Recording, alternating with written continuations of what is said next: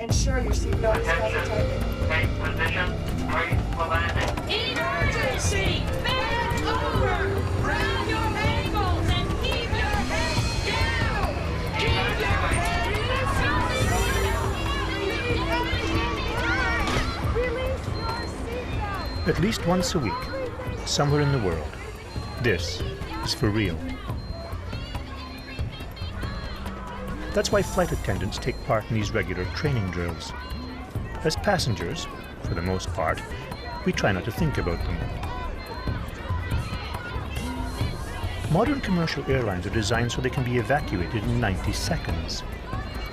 And studies show that in an emergency, the natural reaction, screaming, yelling, pushing children aside and scrambling for the closest exit, would actually take more time and be more dangerous than an orderly evacuation. We'll try to keep that in mind. But although the smart people who work out the numbers tell us that you'd have to fly around the clock 24 hours a day for 438 years before being involved in a crash, they also admit that almost half of all airline accidents happen during the landing phase. Canada 876, contact London 133.6, good morning. And we finally are getting ready to land in Frankfurt. It took Charles Lindbergh 34 hours to cross the Atlantic. We've done it in under 6, and in less than an hour, we'll be on the ground in Germany. Just another ordinary journey. Air Canada, Flight 876.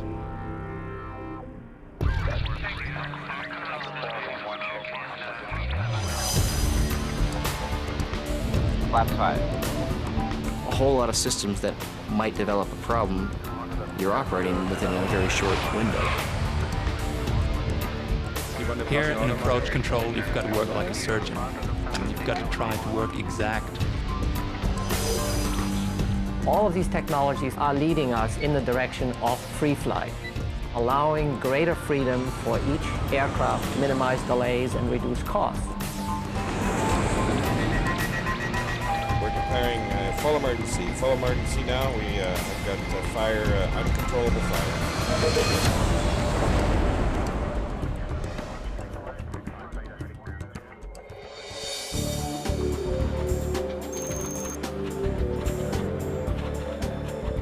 This year, the world's commercial airlines will carry over 1.5 billion passengers.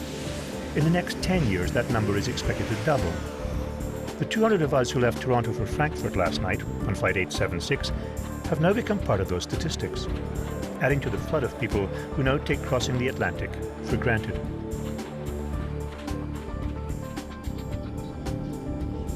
For many of us, this giant leap between continents has somehow become ordinary, even dull.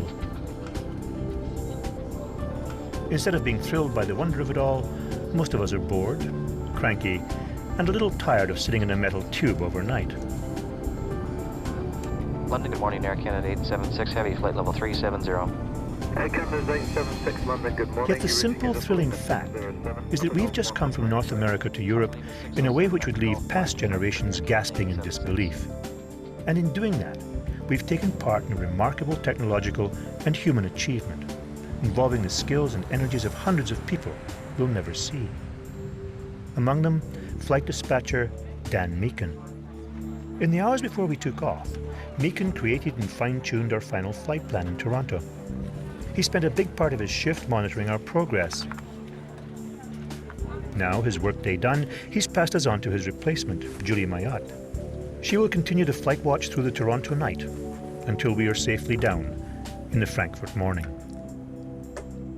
It's busy on midnights because we got everything landing into Europe very soon, and shortly after just do a quick turnaround and we have to take them out of there. So every shift is a very busy shift because there's always somewhere in the world where it's daytime or rush hour, late afternoon. So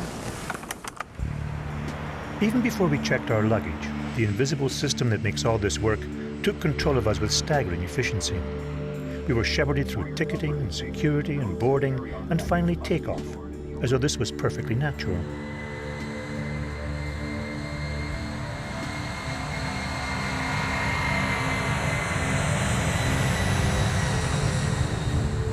Air Canada's 876, radar identified on departure, maintain 5,000. Once in the air, we became the responsibility of a complicated network of people and machines that got us up into the Ontario skies and out across eastern North America to the Atlantic coast. Scanning 904 again. There, where we thought we were alone in the night sky, we were actually part of an armada of 500 other night-bound ships of the air, taking 125,000 passengers in the dark to Europe. Like them, we were slotted into one of the North Atlantic tracks, where we hoped to pick up the jet stream, which would help speed us across the sea. The tracks are an enormous highway system which operates beyond radar range, where safety restrictions keep aircraft 60 miles apart, with 1,000 feet of airspace above and below them. Delta 148 clearance. At Gander, Newfoundland, oceanic planners confirmed our route and followed us halfway across the sea before we were handed over, in the middle of the ocean and the middle of the night, to planners in Ireland and Scotland. 20 west, 1234, flight level 380, 55 north, 30 west. And it's all happened without any fanfare or announcements. Just a remarkably efficient and invisible army of people working to get us safely from one world to another. While they've been working on our behalf, we've had dinner, a movie, and just a little too much wine. We've had a remarkably uncomfortable attempt at sleep, and we're just about ready to rouse ourselves and prepare for arrival at Frankfurt Airport, and hope that they're prepared for us.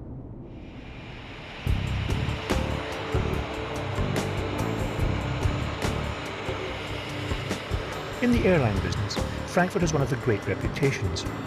It's renowned for getting connecting passengers on the ground and onto their next flights within 45 minutes.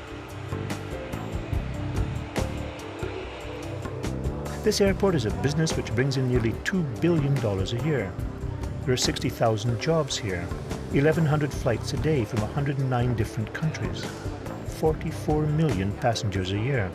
But for Christian Hafner, Senior Vice President at the airport, maintaining Frankfurt's reputation has less to do with the number of people and more to do with what they bring with them. The problem is not so much the passenger himself, but it's the baggage of the passenger. And for the transfer of the baggage, we have a special baggage handling facility. It's a system, an automated system with about 50 kilometers of baggage transfer belts and a big sorting system. And with this system, we can handle the baggage within this very short connecting time. Half the size of Miami Airport, Frankfurt handles the same volume of traffic and about the same number of suitcases. But the truth is that Frankfurt is bursting at the seams. And here too, the number of passengers is expected to double within the next decade. That would be 88 million people a year moving through here. Frankfurt's parallel runways were built in the days before jets, and because they're less than a mile apart, cannot be operated independently. No two aircraft can take off and land at the same time. KLM 1766 bound departing 737 line at 25 right. Although airport operators and air traffic controllers have used ingenious ways to handle up to 90 takeoffs and landings an hour, that's as good as it gets. The airport's been in business since 1924, but if it's to keep up with the demand, it will require a politically difficult expansion. We need to have an additional runway, an additional independent runway, to get more arrival and departure slots and to integrate this and to improve the whole airport infrastructure to cope with the increasing traffic. Despite its limitations, Frankfurt has become the busiest airport in continental Europe, outpacing Paris and Amsterdam. Of those 44 million passengers who arrive here every year, more than half of them are simply here to change planes. On Flight 876, there are 75 of us with connecting flights, each of us convinced ours will be the one we miss.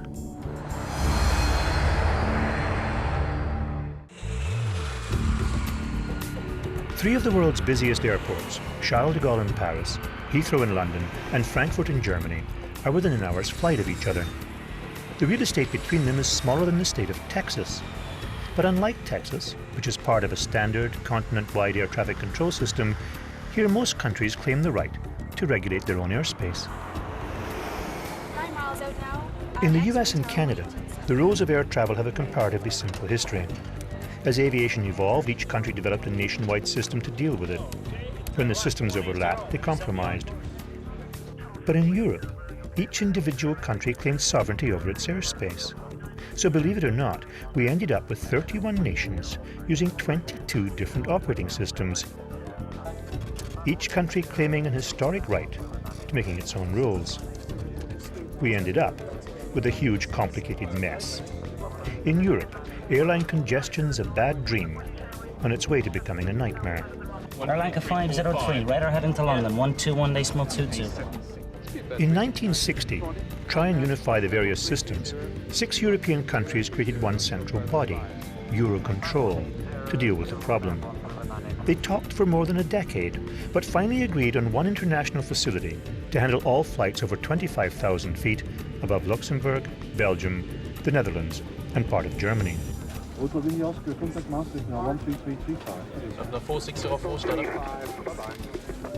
The Maastricht Upper Area Control Center handles 3,000 aircraft a day flying through their airspace.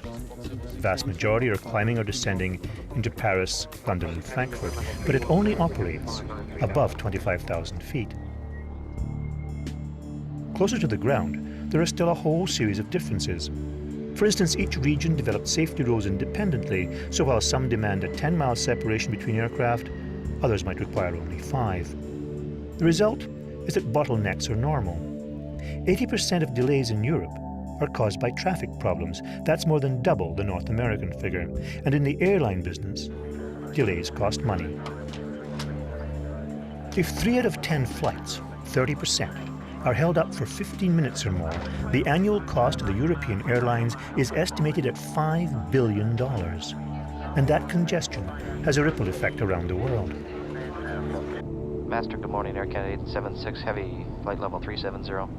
Air Canada 876. For the moment, though, Flight 876 seems to be on time. In fact, pilot Jim Guild and First Officer Chris Granley have us slightly ahead of schedule. And route is Air Canada 876. And back in Toronto, Julie Mayotte is settling into her shift. At this point, there's not much that can change that's planned. There's always mechanical or trouble on board, but as far as it goes now, the crossing is routine. It certainly feels like routine. We've now traveled across the Straits of Dover and are 37,000 feet above Belgium.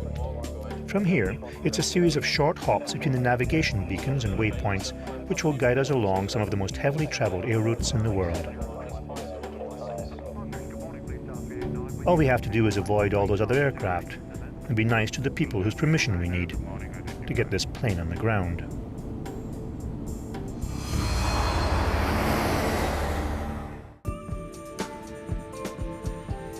For nearly 7 hours, we've been sitting in the most successful transatlantic aircraft in aviation history.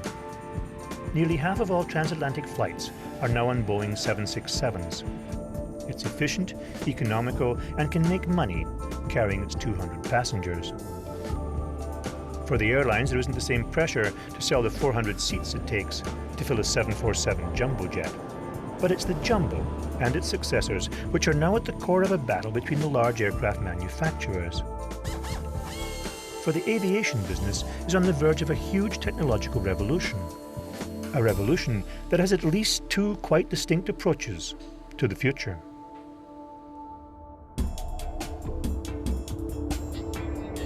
Although they laugh about it now, when the 747 first came into the market in 1970, the fear was it would bankrupt Boeing.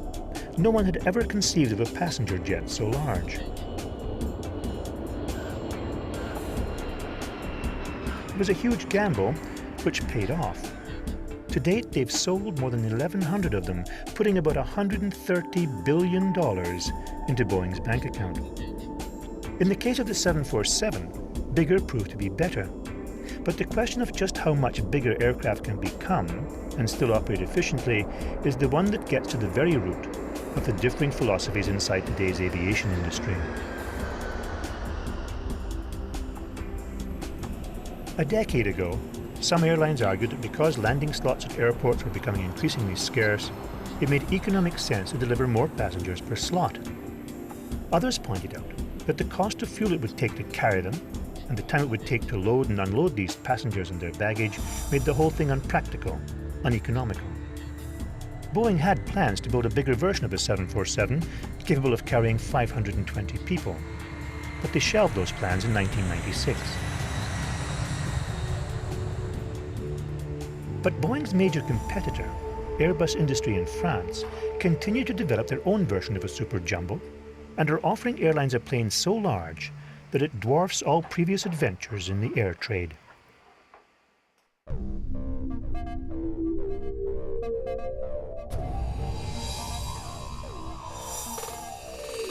Airbus are confidently predicting that eventually as many as 1,000 passengers will be carried in a single aircraft, and claim that in the foreseeable future, 1 in 10 flights will have space for 600 people. Airbus hopes to deliver the first A3XX in 2005. It will carry 555 people non-stop from New York to Tokyo. And if Airbus is right and Boeing is wrong, this could be a gigantic advantage in the construction and marketing of super jumbos. Industry insiders are now firmly squared off on either side of this issue. But Boeing's Director of Product Development, Dave Anderson, is keeping a close eye on the French bet. We look at the airplanes larger than the 47 to make sure that we are assessing properly whether we should be in those markets or not. One problem that we found in the large end is that the market for those airplanes gets smaller and smaller as you get larger and larger. And yet the development costs get higher and higher as the airplane gets larger and larger just because there's more parts. So when you try to recover those costs and make a profit on it, the price of the airplane ends up being very, very high, and the ticket price that the airline has to charge has to be very, very high.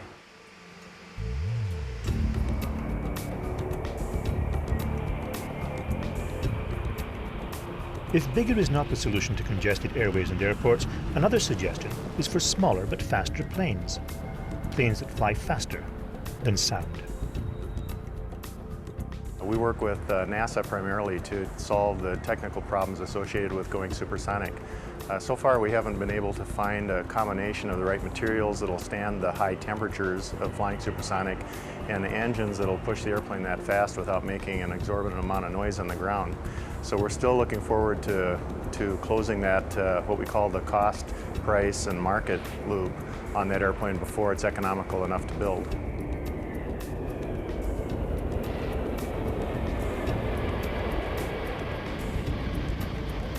This is the Russian-built Tu-144, which NASA and Boeing use to conduct supersonic testing.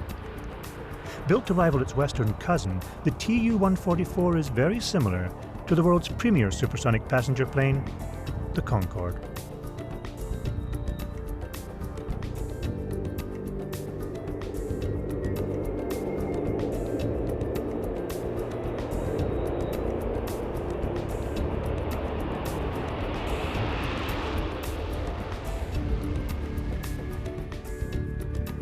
All Concordes were grounded after an Air France Concorde crashed near Paris in July 2000. The tragedy may actually speed the development of the next generation of supersonics to replace the already aging Concorde. But the new planes, should they be introduced, would have big shoes to fill. The Concorde, if you could afford it, would whisk you across the Atlantic at more than twice the speed of normal aircraft. If we'd taken one last night, we'd be poorer, but we'd already be on the ground in Germany. 13285 Arcadia 760. Earlier there were threats with thunderstorms, but they claim now we might miss them. Some of us are praying they're right.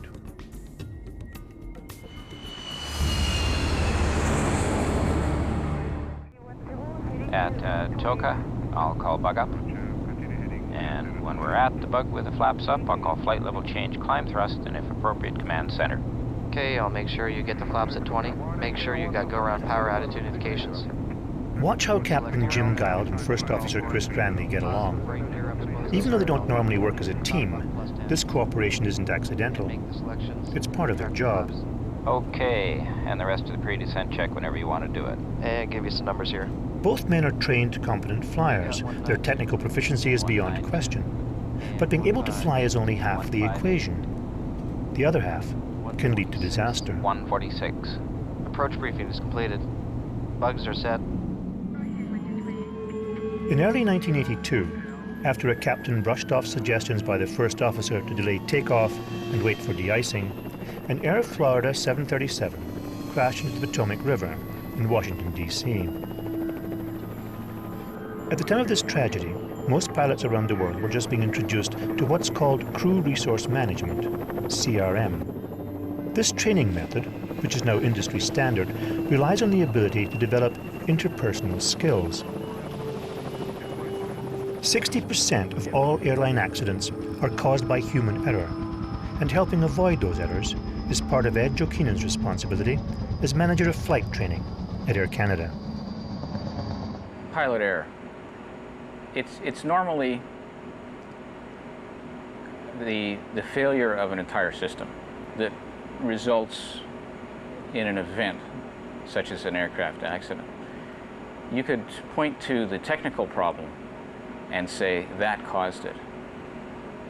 What you really need to do if you want to ensure that training programs address the issues that led to the accident, then you have to not only take that technical problem, but how the crew brought their resource management skills to bear on that specific issue.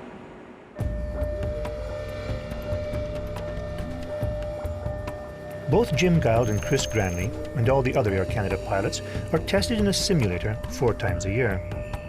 While they're preparing to land in Frankfurt, 2 of their colleagues, Captain Bob Adamson and First Officer Paul Carroll, are dealing with simulated emergencies in Toronto. Speed's coming back slowly. These men are role-playing, but it's not a game. They both know that if their performance in this simulator is less than satisfactory, their careers could come to a sudden end, right here. They visit it the way most of us visit the dentist, with reluctance and trepidation and a wish to be almost anywhere else. When your license is at stake, it's a very sobering experience. As far as what I would rather do, I would much rather be flying a real aircraft to Frankfurt than undergoing a simulator check. I never pulled a fire switch or pulled throttles without his confirmation. The flight itself is only one component of the experience. In a debriefing session, instructors review videotapes and analyze the crew's conflict resolution and error management skills. What they're trying to do is get the pilots to debrief themselves, identify their own strengths and weaknesses in emergency situations. Left throttle, closed. It is closed. How do you think you work together as a team? Sometimes I think that maybe I could have waited. Maybe I jumped on him a couple times. Execute that one, and you have control. I'm going to give you the approach, and then we'll put in the hole. Okay. We've got Leonard in there. Okay. Performance, so engine fire. Roger. Power. Gear up. Gears up.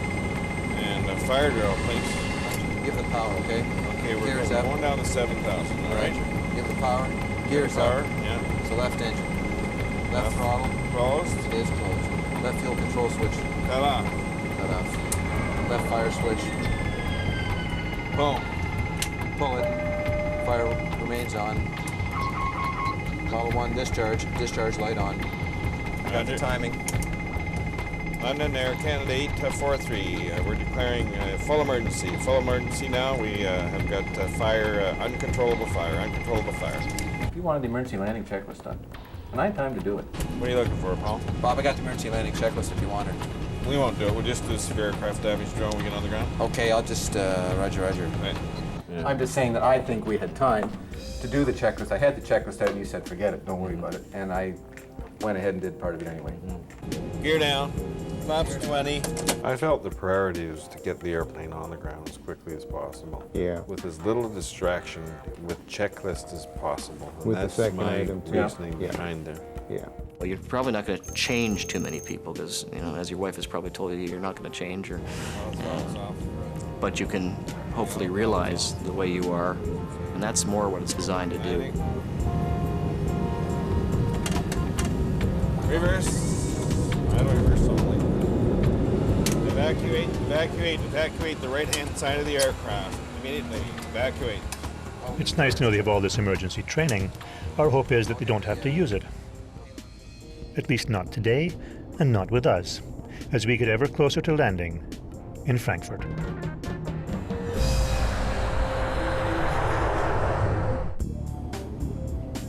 The most important thing about a long-range commercial flight, other than the movie and the meals, is knowing where you are. On Flight 876, we are now under 30 minutes from Frankfurt and about to enter the complicated and involved process to get us on the ground. Yet the way we get down today might soon be as old-fashioned as typewriters. For it just may be that in the search for more profits and more efficiency, the big players in the airline industry have been looking in the wrong place. The real revolution in aviation may not be in building large or supersonic planes, but in developing more accurate surveillance and communication to allow even more aircraft into the already congested skies. For this to happen, every aircraft will need to rely on the accuracy and efficiency of the navigation network provided by GPS, Global Positioning System. GPS satellites will be the cornerstone of what's known in aviation as free flight. And it's free flight which is going to revolutionize the airline business as we now know it, giving pilots new responsibilities and changing utterly the current concept of air traffic control. The technology was developed by the American military to track their planes, ships, and of course the cruise missiles. You'd hate to lose one of those. Some airlines already use GPS satellites as backup to their other navigation systems, but in the quest for free flight, the push is on to scrap all other established navigation aids and to adopt GPS as the sole means of navigating aircraft. Of course, when a concept as simple as this comes along, there has to be a snag.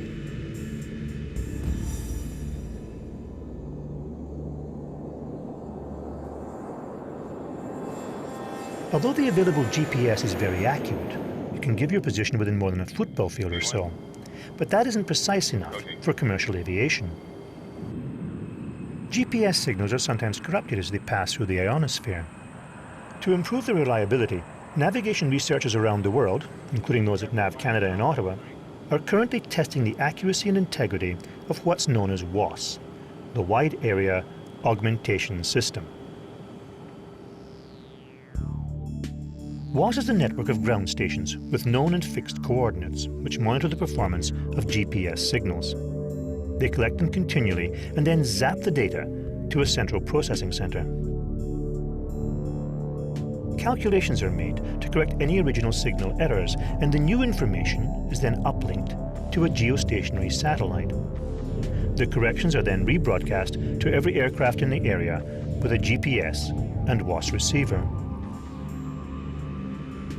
This is groundbreaking stuff because it means that every plane in the air will know its exact position to within 30 feet, whether over the North Atlantic Ocean or the streets of New York City. And every aircraft will be relying on the same universal system to tell it where it is.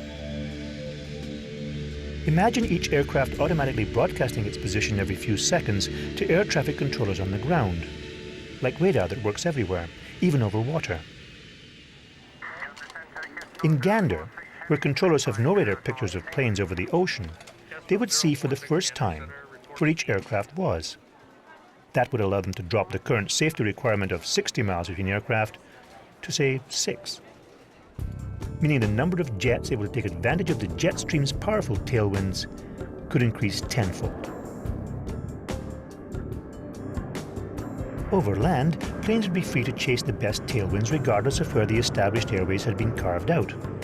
It would be like taking a bus downtown on any route the driver chose to avoid traffic jams or roadworks and make sure passengers got to their destinations using the quickest and therefore the cheapest route. For passengers, this probably wouldn't give us a break in the ticket price, but it would guarantee to reduce delays. Ross Bowie is leading NAV Canada's research into satellite navigation. SatNav gives us freedom that we've never had before. Today, people fly along paths that are defined by the aids on the ground. Satellite navigation is an area navigation system lets us fly on any track. It's like being able to build a road anywhere you want to reduce delays. But not everyone is cheering the arrival of free flight. Some air traffic controllers argue that controlling aircraft in airspace around an airport is hard enough when they're following established and predictable routes. When they start flying in from whatever route fits their pocketbook, this job will require a whole new philosophy and a whole lot of new technical help. Eagle 830, center maintain 5,000, runway 36 left. In California, NASA researcher Heinz Erzberger and his team are now building software which will let air traffic controllers keep pace with aircraft equipped to take advantage of free flight. You have to keep in mind that in an airplane nowadays, in a modern airplane, you have lots of automation. There's a highly automated cockpit. The pilot can fly by the buttons from point A to point B. There's a very contrasting situation that you have on the air traffic control system on the ground that watches over these airplanes. You have almost no automation. So we came along with an idea that would really provide, we might say, intelligence, planning intelligence, and advisory capability to the air traffic controllers so they could move traffic more efficiently, get it down on the ground with the least amount of delays. The technology NASA is developing will redefine air traffic control, but they have an even grander concept for the future. For they believe the real breakthrough will come when air traffic computers on the ground can link directly to each aircraft's flight management computer, its FMS. When that happens, instructions will be automatically beamed between the ground and the approaching aircraft. In the cockpit, pilots think of themselves to some degree now as managers of their cockpit with all the automation that you have on board. Well, the kind of automation that we're working on is going to translate the role of the controller into one that becomes more a manager, a management role. And I think that is definitely an area that is evolving as these automation tools become accessible to controllers. You're going to see the traffic control manager instead of the air traffic controller. That's what this is all about. This NASA 757 test plane is coming in for a landing. So is the Gulfstream jet, half a mile off its wingtip. What's unique here is that as well as using the same augmented GPS system to tell them where they are, each aircraft's autopilot is monitoring the other plane's instruments. If either aircraft, for whatever reason, deviates from its course, the other plane's computer will alert the pilot to fly an evasive maneuver. Climb, turn, climb, turn. Sophisticated monitoring of planes will permit more aircraft to fly together in a congested airspace. While the responsibility for separation stays with the pilots and ground controllers, it will be the computers which will end up doing most of the real work.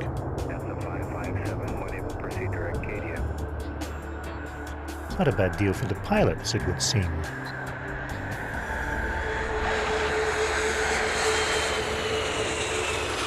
The free flight concept is it's just a matter of time before it comes in.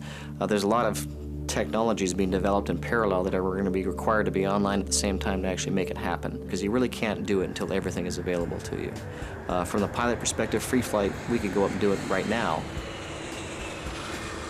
There is little doubt that the airline industry is on a collision course with free flight, and it won't be long before it too becomes the accepted and normal way of doing things. We might even get used to it, but on Flight 876, we're still doing it the old-fashioned way. And the technology that brings us the weather tells us that thunderstorms are now not expected until after we arrive, which among some passengers simply proves the power of prayer. They put 43 planes on the ground every hour here, and 876 is about to become one of them, with any luck.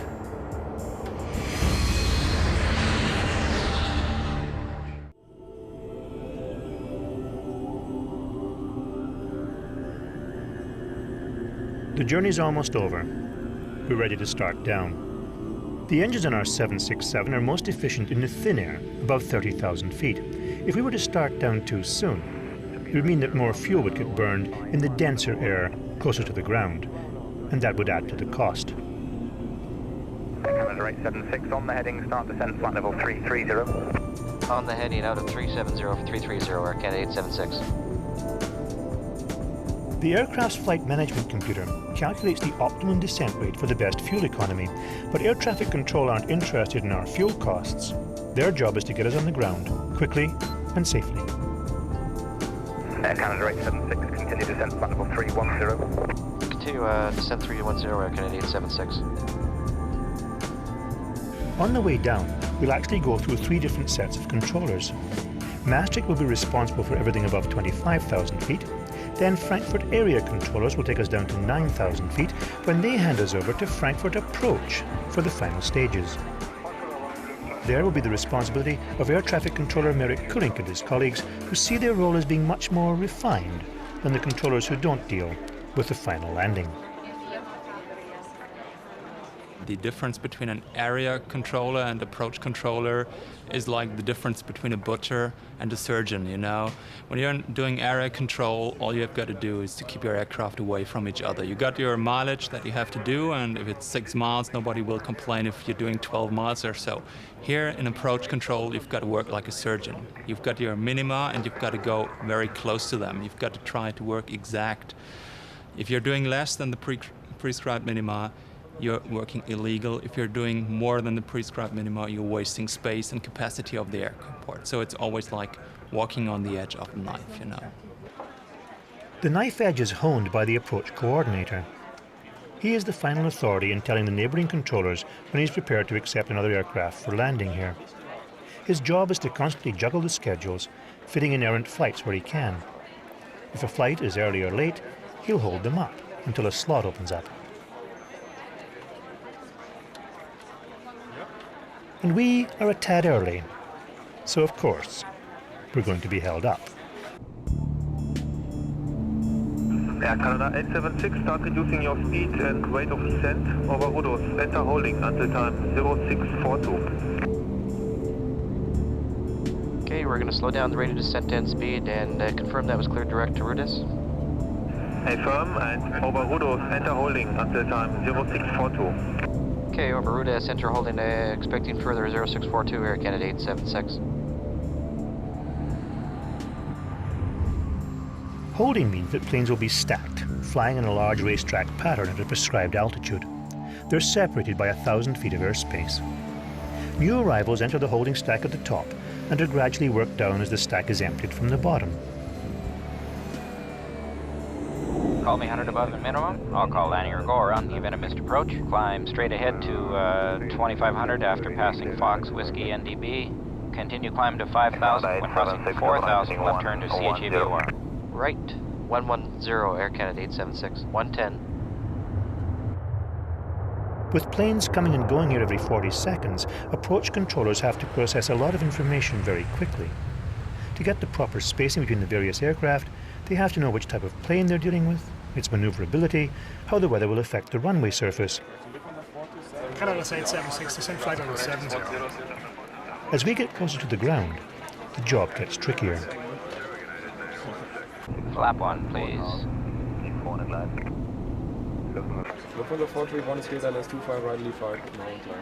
The approach controller's primary ambition is to get each aircraft established on the Instrument Landing System, the ILS. This is the standard in navigating flights to the runway. It's highly accurate and has proven to be remarkably dependable, and it means exactly what it says. The instruments can land a plane.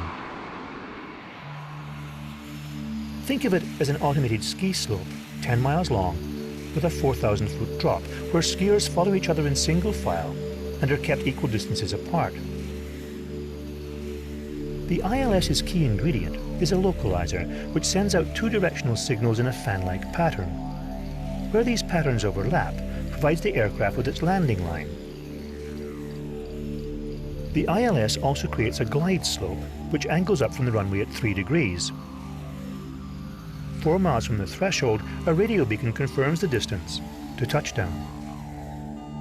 Left and center ILS identified. Putting these two calculations together, the incline and the landing spot, the autopilot can now fly the entire approach, land, and apply the brakes after touchdown without any human intervention. So if a computer can fly the plane and land the plane, What are these guys doing here anyway? Turns out, when the weather's bad, they let the autopilot do it. When it's good, they like to practice. 4000, Air Canada 876. 876, maintain speed of 20 until further instructions. The auto land is not used that often unless the weather is very low. Pilots generally like to, in all truthfulness, pilots like to land the aircraft by hand. If the visibility gets down in fog or that type of meteorological condition, you are required to employ all the automation that you have available to you, which would include right down to an automatic landing. Canada 876 is stiff, ILS 25 right, heading 280 to intercept. Okay, intercept the ILS 285 right, 280 Canada 876, we're just going through right now. Sorry. My job when we're established on the final approach is to make sure that Jim's doing his job. Confirm Air Canada 876 is cleared for the full ILS. Confirm, 180 knots. 180 Air Canada 876.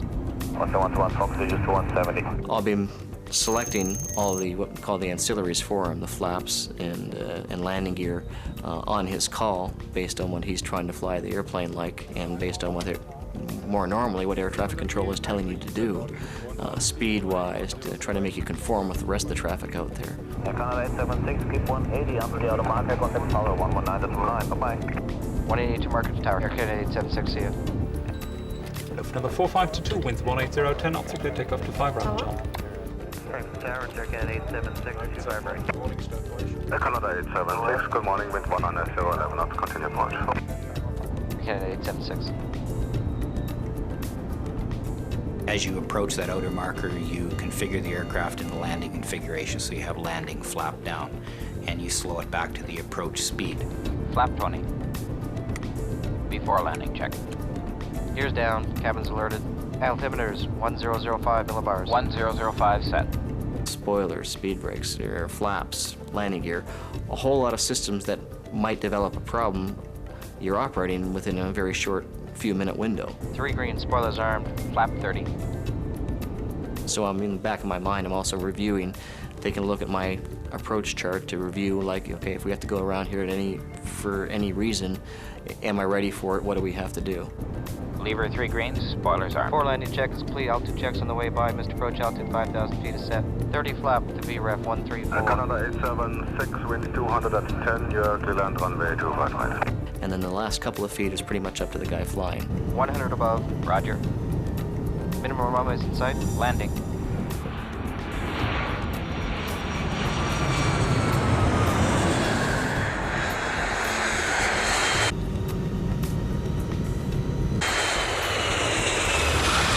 Spoilers up, reverse.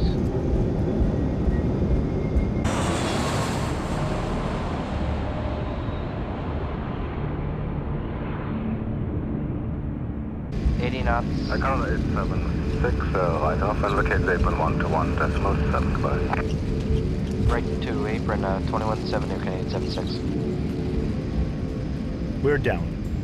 7 hours after leaving Toronto, 125,000 kilos of aircraft traveling at just under the speed of sound, 7,000 kilometers across the North Atlantic in the middle of the night, has arrived exactly 1 minute late. Morning, Canada 876, Bravo 46, correct. Taxi via Alpha and Echo. We have done what the great pioneers of flight have always done. Use the best science and expertise available to span huge distances, to leap across time zones and cultures, continents and oceans. For Lindbergh, it was a place in the history books. For our pilots, it's just another day's work. For most of us, this trip has been singularly uneventful. Nothing much has happened. Nothing much except we've moved between two worlds in less time than a normal workday.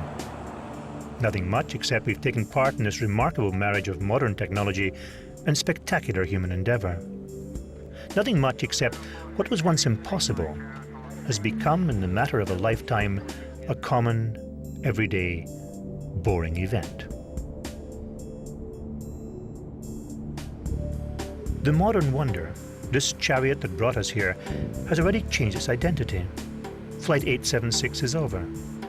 In only 3 hours, cleaned and refueled, it will return to Toronto as Flight 877. Like the 50,000 other commercial flights which will take place before the end of the day, it will probably be a flight where nothing much will happen. Nothing much to report.